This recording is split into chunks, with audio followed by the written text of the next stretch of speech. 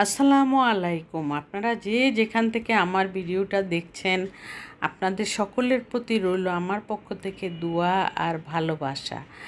আজকে আমি আপনাদের সামনে একটি চকলেট ফ্লেভারের স্লাইস কেক নিয়ে আসলাম। এই চকলেট ফ্লেভারের স্লাইস কেকটা বানাতে কি কি লাগবে সেই সম্পূর্ণ আপনাদেরকে দেখিয়ে দিব। আর এখানে হাফ কাপ ময়দা নিয়েছি, তারপরে এখানে 1 চা চামচ বেকিং পাউডার নিয়েছি, আর কোকো পাউডার নিয়েছি 2 চা চামচ, আর পাউডার দুধ নিয়েছি 2 চা চামচ নিয়ে তারপরে আমি ভালো করে চেলে নিচ্ছি। আর এই ব্যাটারটা একদম 3-4 বার চালতে হবে এমন কোনো কথা না, কারণ পাউন্ড কেকের বেলায় আর স্লাইস কেকের বেলায় এত ইম্পর্টেন্ট দেওয়ার কোনো প্রয়োজন নাই। সেই জন্য একবার চেলে ভালো করে একবার চেলে নিলেই চলবে। তারপর আমি একটা বাটিতে ট্রান্সফার করে নিলাম, কারণ ডিমের সাদা অংশটা অনেক জায়গা লাগে, সেজন্য বড় বাটিতেই আমি এখানে তিনটা ডিমের সাদা অংশ নিয়ে নিলাম।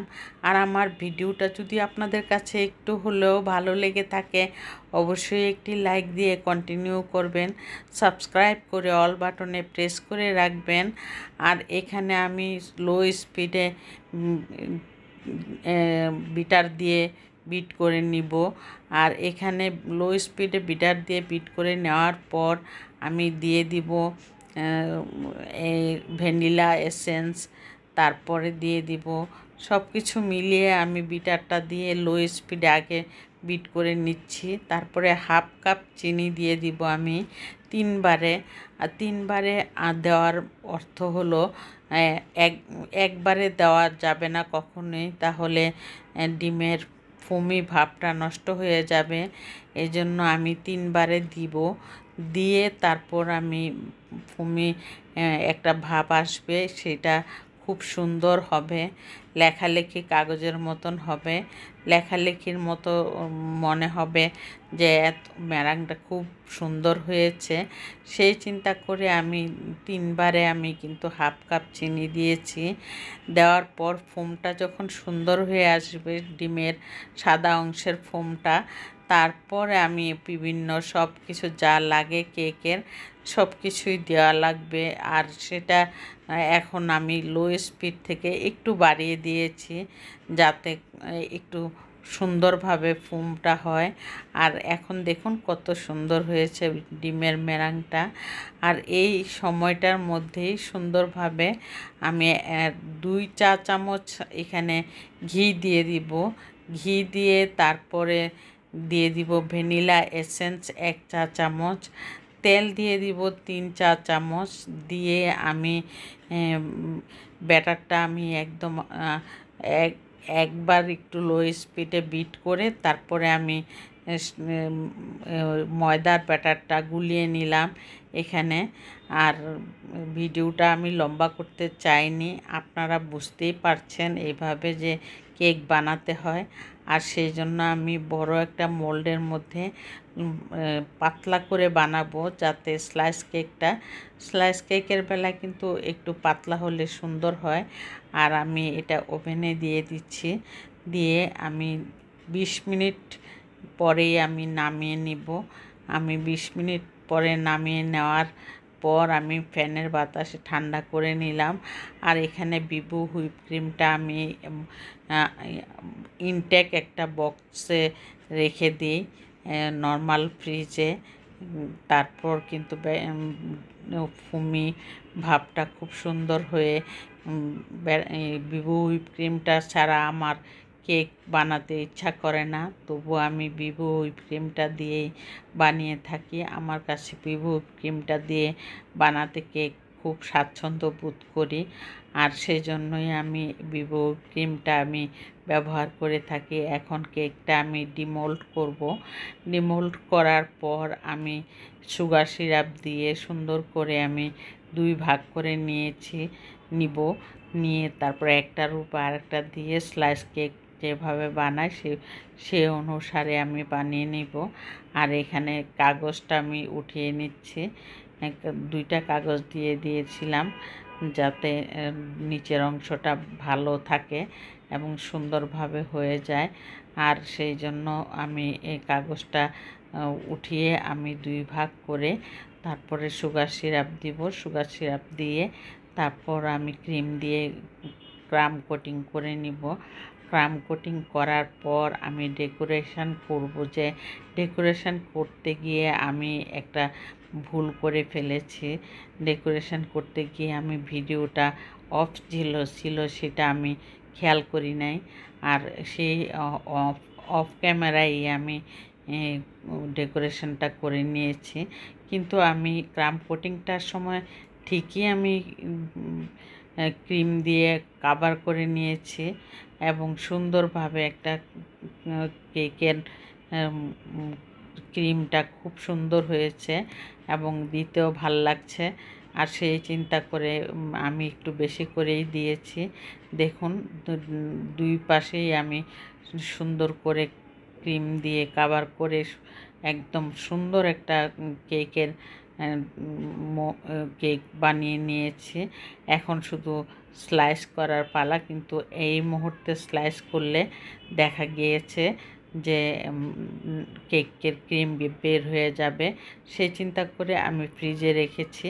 ফ্রিজে রাখার পর 1-1.5 ঘন্টা পর আমি এখানে দেখুন কালার মিক্সিং করেছি।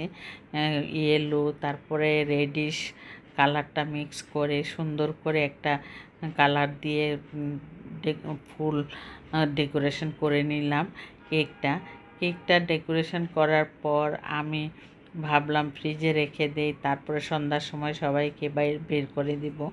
আজকে আবার মেহমান আসার কথা, সেই চিন্তা করে আমি দিয়েছি, রেখে দিয়েছি। আরও অন্যান্য জিনিসও বানিয়েছি, সাথে কেকের স্লাইস কেকটা দিয়েছি।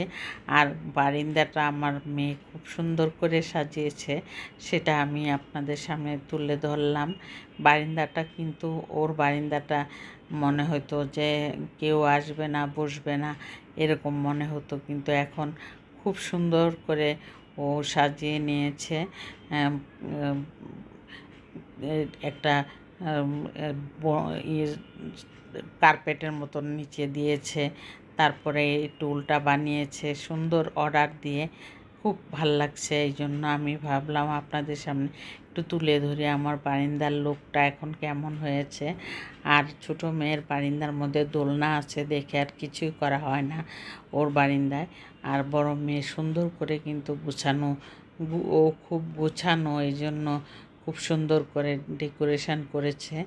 এর মধ্যে ভাবলাম একটা তরকারি তো রাঁধতেই হবে, এই চিন্তা করে এই ধুন্দুল তরকারিটা রান্নার জন্য আমি রেডি করছি। আর ধুন্দুল কিন্তু আমার খুব প্রিয় একটা খাবার। ঝিঙ্গা, ধুন্দুল, তারপরে ঢেঁড়স, এগুলি আমার খুবই প্রিয় খাবার। আর আমি এই ধুন্দুলগুলি সবগুলি স্লাইস করে নিয়ে প্রায় 1 কেজি ধুন্দুল আছে। ধুন্দুল এমন একটা জিনিস, রান্না করলে মিশে একদম অল্প হয়ে যায়। আর সেই চিন্তা করে আমি ধুন্দুলটা কেটে ধুয়ে তারপরে রান্না করব চিংড়ি মাছ দিয়ে, শিং মাছটা আমি কেটে ধুয়ে রেখেছি, তারপর ভেজে নিব, ভেজে তারপরে রান্নাটা করব। শিং মাছটা অনেকগুলি শিং মাছ কেটে নিয়েছি। ভাবলাম যে শিং মাছ কিন্তু কালো অংশটা ধুইতে গিয়ে আমি অনেক সহজে, আমার কাছে সহজ লাগছে। চুন দিয়ে কিন্তু আমি এই শিং মাছটা হাতে গ্লোভস পরে তারপর শিং মাছটা সাদা ধপধপে করে একদম ধুয়ে নিয়েছি। আর এই শিং মাছটা আমি আপনাদেরকে দেখাতে ভুলে গিয়েছি। আসলে এই শিং মাছটা দেখানোর জন্য আরেকটু আগে ভিডিওটা আছে, অবশ্যই দেখিয়ে দিতে পারতাম। কত সাদা যে হয়েছে, কিন্তু এত সুন্দর শিং মাছ, কত ভাল লাগে। অনেকগুলি শিং মাছ দিয়ে কিন্তু আমি এই ধুন্দুল তরকারিটা রান্না করেছি। ধুন্দুল তরকারি কিন্তু ঝিঙ্গা তরকারি, চিংড়ি মাছ, শিং মাছ এগুলি দিয়েই ভালো লাগে। আর এখানে আমি বসানোর জন্য 2টা পেঁয়াজ দিয়ে তেল দিয়ে পেঁয়াজটা একটু ভাজা ভাজা হয়ে আসার পর হলুদ দিয়ে পানি দিয়ে দিয়েছি, তারপরে ধনিয়ার গুঁড়া, মরিচের গুঁড়া, তারপর ভাজা জিরের গুঁড়া, লবণ এগুলি দিয়ে এখন আমি পানি দিব না, যেটুকু পানি দিয়েছি আর একটু পানি দিতে হবে, কারণ শুকিয়ে যায় যদি এই ভয়ে অল্প একটু পানি আমি দিয়েছি, কিন্তু এতে দেখা গেছে যে অনেক পানি উঠে গিয়েছে। এখন থেকে চিন্তা করছি আর পানিই দিব না। এত কম পানি দেওয়ার পরে যখন এই বেশি পানি উঠে গেছে তখন আমার মনটাই খারাপ হয়ে গেছে। আর এখানে এখন শিং মাছগুলি সবগুলি দিয়ে দিব। শিং মাছ দিয়ে রান্না করেছি, তরকারিটা খুবই মজা হয়েছে। সেই চিন্তা করে আমি অল্প একটু পানি, শিং মাছটা সিদ্ধ হতে একটু সময় লাগবে বিধায় আমি অল্প একটু পানি দিয়েছি। এতে করে মনে হয়েছে যে দুনিয়ার পানি দিয়েছি। আর এই পানি শুকাইতে আমার অনেক সময় লেগেছে। এতে করে তরকারির কালার কিন্তু নষ্ট হয়ে যায়। আর সেই চিন্তা করে কিন্তু পানি না দেওয়াই উচিত।